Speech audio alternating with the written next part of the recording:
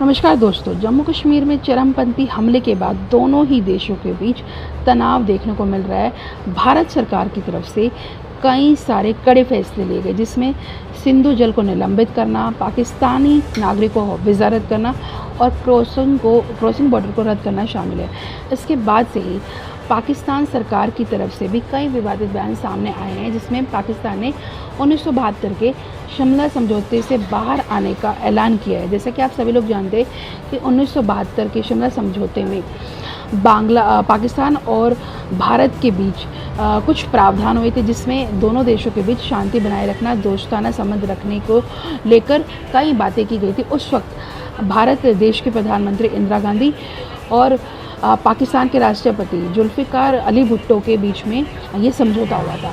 लेकिन अगर हम बात करें हमारे देश की सैन्य शक्ति की और पाकिस्तान की सैन्य शक्ति की, उसमें भी कोई बहुत बड़ा अंतर नहीं है, क्योंकि भारत सरकार के पास अगर 2229 एयरक्राफ्ट हैं, तो वहीं पाकिस्तान सरकार के पास भी 1399 एयरक्राफ्ट है। अगर हम फाइटर एयरक्राफ्ट की बात करें तो फाइटर एयरक्राफ्ट में भारत सरकार के पास 513 एयरक्राफ्ट हैं, तो फाइटर एयरक्राफ्ट है, तो वहीं पाकिस्तान के पास 328 फाइटर एयरक्राफ्ट। अगर हम बात करें अटैक हेलीकॉप्टर की, भारत के पास अगर 80 अटैक हेलीकॉप्टर है, तो पाकिस्तान के पास भी कम से कम 57 अटैक हेलीकॉप्टर हैं।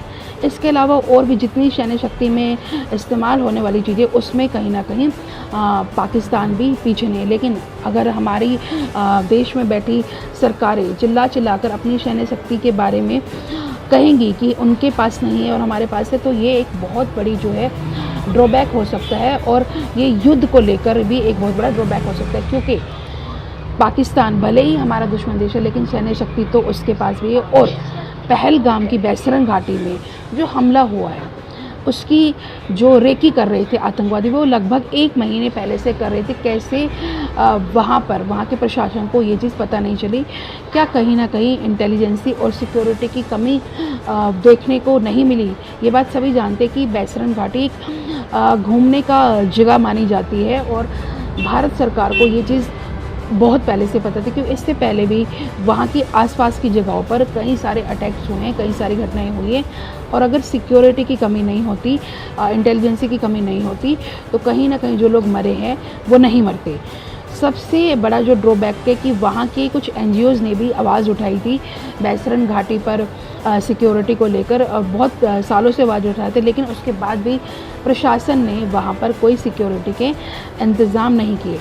अब दोनों ही देशों के बीच में जो तनाव हो रहा है, उसके भी कारण पहलगाम की वो घटना, और पहलगाम की घटना के बाद कई सारे परिवारों ने अपने जो है बच्चों को खोया है, कई सारे लोग पीड़ित भी हैं।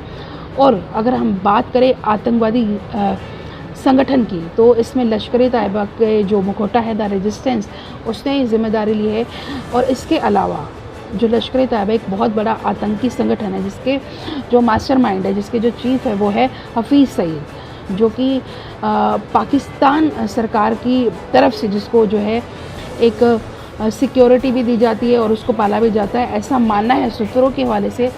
ये सारी चीज़ें भी सामने आई हैं कि जो हफीज़ सईद है, वो इस वक्त लाहौर में छुपा बैठा है, और उसको पकड़ना इतना मुश्किल है, क्योंकि कई सारे ऐसी बड़ी कंट्रीज़ जैसे कि अमेरिका, उन्होंने उसके ऊपर इनाम रखा है 10 मिलियंस का, लेकिन उसके बाद भी इतनी बड़ी कंट्री, इतनी बड़ी सैन्य शक्ति उसको पकड़ नहीं पा रही है। तो समझिए कि वो कितना बड़ा जो है टेररिस्ट होगा। क्योंकि अगर हम बात करें पाकिस्तान की, तो पाकिस्तान सरकार पर हमेशा ये आरोप लगे हैं कि उन्होंने हफीज़ सईद को जो है पनाह दी है, उसको वो पनाह देते हैं, क्योंकि वो एक इस्लामिक कट्टरपंथी है की जो है सोच को बढ़ावा देता है, जिसने 2008 में जो है मुंबई हमले भी कराए थे। 2001 में संसद में जो हमला हुआ था, उसका भी इल्ज़ाम जो है हफीज़ सईद पर लगा था।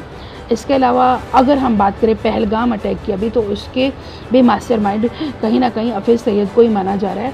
अब देखना ये होगा कि जो पाकिस्तान से बैठ के ऑपरेट करते हैं ये सारी चीज़ें, उनको पकड़ना इतना आसान काम तो नहीं होगा, क्योंकि वो ऑपरेटिंग जो है, जितनी भी टेररिस्ट चीज़ों की ऑपरेटिंग जो है, वो हमारी कंट्री के बाहर से होती है, दूसरी कंट्री से होती है।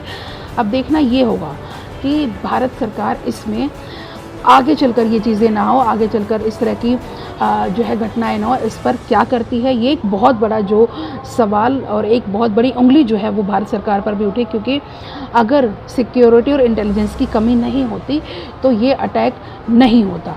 अब देखना ये होगा कि भारत सरकार जैसे पानी रोक रही है, वीज़ा रद्द कर रही है या फिर क्रॉसिंग बॉर्डर बंद कर रही है, अगर सिक्योरिटी के इंतज़ाम पहले ही हो जाते तो इस तरह का तनाव दोनों ही देशों के बीच में देखने को नहीं मिलता और दोनों ही देश एक दूसरे को चेतावनी नहीं दे रहे होते। आप हमें कमेंट बॉक्स में ज़रूर बताएं कि पहलगाम में जो अटैक हुआ है आखिर उसकी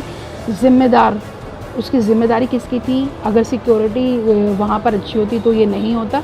इस पर आपकी क्या राय है वो आप हमें कमेंट बॉक्स में ज़रूर बताएं।